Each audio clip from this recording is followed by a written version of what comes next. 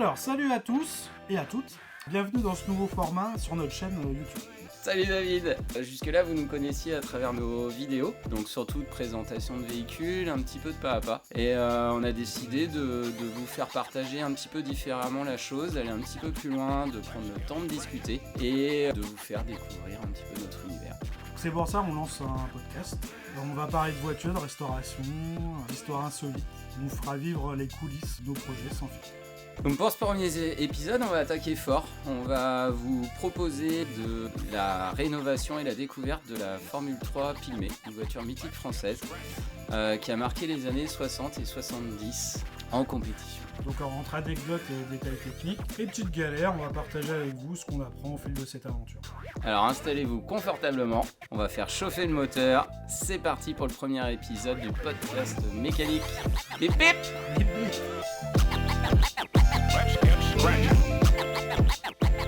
Dans ce premier épisode, on va parler un petit peu de l'histoire de la Pygmée, mais surtout en fait comment toi, Greg, t'es arrivé sur ce projet en fait. Comment t'as fait toi pour découvrir en fait cette voiture? Yes. Bah, Donc, bizarrement, je le savais pas. Je cherchais pas une Pygmée, je cherchais encore moins une monoplace. Je cherchais à racheter des moteurs de course qui étaient installés donc, dans les monoplaces et les barquettes, exclusivement du Gordini, donc soit en 1300 d'R8 Gord, soit du 1600 d'R12 Gord.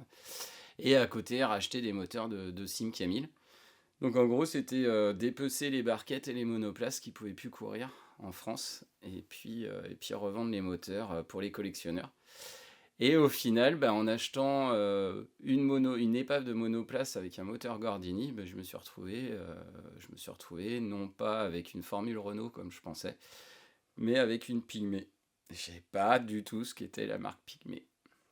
Et donc ça veut dire que t'as su direct en fait que c'était une Pygmée ou tu l'as découvert après? Non, je l'ai découvert après. La voiture a été achetée en plein hiver sur le Bon Coin, à un prix défiant toute concurrence. Et sur la route du retour, j'ai commencé à mettre des annonces sur le Bon Coin pour vendre les jantes, vendre la boîte de vitesse, vendre des accessoires. Et il y a un monsieur du Forum Martini qui m'a contacté et qui m'a dit attention, vous ne devriez peut-être pas la désosser, la vendre en pièces, parce que je pense que vous êtes en possession d'une Pygmée. Alors quelle Pygmée j'avais acheté à l'époque, je savais pas. Enfin, je savais même pas que c'était une Pygmée, mais même le monsieur ne savait pas. Il savait que c'était une Pygmée, mais il savait pas Et tu laquelle connaissais c'était. la marque? Du tout, je Ok. connaissais rien. Les Pygmées, il n'y en a pas eu énormément, encore moins dans notre région, parce que c'était fabriqué à Annecy. Ok. Donc sur Annecy, les gens les connaissent. Après, je suis peut-être un petit peu trop jeune, moi j'ai pas connu ces voitures-là tourner.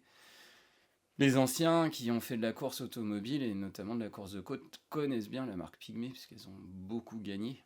Mais moi, non, pas du tout. Donc là, je récapitule un petit peu. Donc t'achètes un truc pour faire de la thune. C'est ça.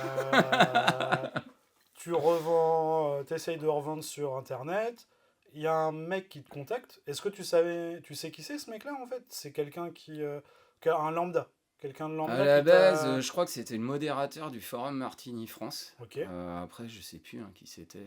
Voilà, c'est à l'instant T. Le gars m'a orienté vers un super forum pour faire authentifier ma voiture, pour être sûr que ce soit bien une Pygmée. Donc je suis parti du forum Martini et j'ai très viré sur un autre forum. Ok, donc t'as été sur le forum après, où là t'as montré les pièces, ou t'as montré. Qu'est-ce qu'il t'a dit Non, le c'est mec? qu'en Il t'a fait, dit j'avais mis que. des annonces sur le Bon Coin en parallèle, donc j'ai eu pas mal de coups de fil. En parallèle, j'avais été sur le forum Martini parce que j'étais persuadé, j'avais un carénage de Martini, j'étais persuadé que c'était une Martini. Et donc j'ai été sur le forum Martini pour mettre mes pièces en vente. Moi, Ouais. l'idée, c'était vendre pour payer les courses parce que je courais en voiture fermée. Et donc voilà, c'était acheter, revente. Et cette gentille personne m'a orienté vers un forum vraiment spécialisé où le gars qui a monté ce forum, notamment, a une Pygmée F2. Donc j'étais bien tombé, il y a l'historien de la marque, et j'ai mis les photos, et voilà, et puis il s'est avéré que c'était pas une voiture lambda, c'était pas un châssis tubulaire, c'était une monocoque. Ok. Donc à partir de ce moment-là, tu vas sur le forum souvent, tu fais quoi? Tu Ouais, prends alors, contact avec des gens? alors ce qu'il faut Ou c'est savoir, l'inverse? c'est que la voiture, on l'avait achetée à deux. Ok. Donc on était deux bons copains qui tournaient en voiture. Et quand on a vraiment découvert ce que c'était sur ce forum où on y allait tous les jours, hein, parce que bon, ils nous avaient demandé de regarder si nos porte-moyeux étaient signés Pygmée, il fallait prendre des photos de détail et tout pour essayer d'authentifier la voiture. Donc ouais, on y allait tous les jours, et puis bon, il y a eu un petit couac parce que je pense des jeunes qui découvrent une voiture comme ça, qui n'y connaissent strictement rien, bah ça fait peur. On se dit, bah la voiture elle sera jamais restaurée, elle va être perdue à tout jamais, ils vont faire un peu des bêtises, et puis, Ouais, la voiture, vu le coût de revient pour la restauration, c'est vrai que des jeunes qui avaient 30 ans, ça peut choquer. Sur les forums, on sait pas trop qui on a en face de soi, ouais. et les gens avaient pas compris qu'on était quand même des gros bricoleurs, mon pote et moi, et que à l'instant T, on n'allait pas la restaurer, mais que c'était possible qu'on arrive à la restaurer un jour. D'ailleurs, on n'a pas dit, c'était en quelle année que tu C'est en 2008. En 2008 que tu l'as Ouais, découvert? ouais. Ok, Ouais, c'était en 2008, ouais. ok. Donc là, t'as tous les mecs du forum qui se posent des questions sur toi, et donc ils vont sûrement essayer de récupérer ta voiture. Ouais, c'est ça, ouais, ils essayent de la racheter, hein, donc Bah, c'est une voiture, c'était pas vraiment une voiture, Ouais, c'était c'était... une épave, mais ils Ouais, essayent de racheter l'épave, donc forcément, qui dit épave dit rachat encore moins cher que ce qu'on l'avait acheté. ok. Et là, en fait, dans ma tête, ça fait tilt, et je me dis, là, il n'y a plus rapport à l'argent, je suis un collectionneur, je suis passionné de voitures de course. J'ai un petit peu découvert, comme si j'avais découvert une Bugatti, enfin, je suis passionné de voitures d'avant-guerre. Je me suis dit, là, tu as découvert un truc hyper rare, ça vaudrait le coup quand même de se pencher sur la question. Donc on ne l'a surtout pas désossé, on a juste remis en route le moteur Renault, on a cleané un petit peu la voiture juste voilà, pour la forme avec le collègue. Et là, j'ai proposé à mon collègue de racheter la part. Ok. Pour qu'on sorte de cette séparation, parce que clairement, tu peux pas restaurer une voiture à deux, Ouais. ça semble assez compliqué.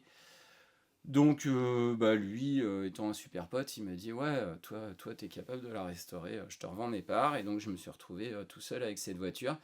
Et vu le milieu est pas des plus simples, c'est un milieu qui est très très fermé, le milieu de la voiture ancienne de course. Donc il n'y a pas trop d'adresses, il n'y a pas trop de contacts, et la voiture, je l'ai stockée. 4 ans plus tard, il y a le restaurateur qui m'a refait le fuselage, Hervé, qui est venu à l'atelier et qui a expertisé la voiture et qui m'a dit, ouais, c'est bien celle-là, là il n'y a plus de doute, les tubes arrière ont été coupés, le châssis a été rallongé puis raccourci, on est bien sur la MDB 1200. Et donc bah là, ça a été la recherche des pièces, puisque la voiture, il y avait que le tronçon du milieu. Et donc je l'ai stocké, puis j'ai commencé à chercher des pièces. Après, Ok. faut s'y mettre à 100%, Et donc, et moi ça j'étais veut pas du dire tout que... prêt. Ok. Donc là, ça veut dire que il y a le mec là qui t'a aidé à travailler dessus après, Ouais. il avait l'expertise pour savoir que c'était ça. Ouais, il a un bon regard, il avait des photos d'époque, Ok. et il est arrivé avec son maître, sa petite perceuse sans fil, et puis il a dérifté, notamment en haut des pontons, là, il a dérifté des tôles qui avaient été mises en place pour Ok. boucher. En fait, il a débouché pour aller voir si c'était bien les réservoirs qu'il y avait à l'intérieur. Et il s'était avéré qu'il y avait les réservoirs. Derrière, il a regardé les tubes, ils avaient bien été tronçonnés, puis ressoudés, donc il y avait zéro doute. Ok. Merci d'avoir écouté ce premier épisode du podcast Bip Bip. Je vous donne rendez-vous pour le 2e épisode très bientôt.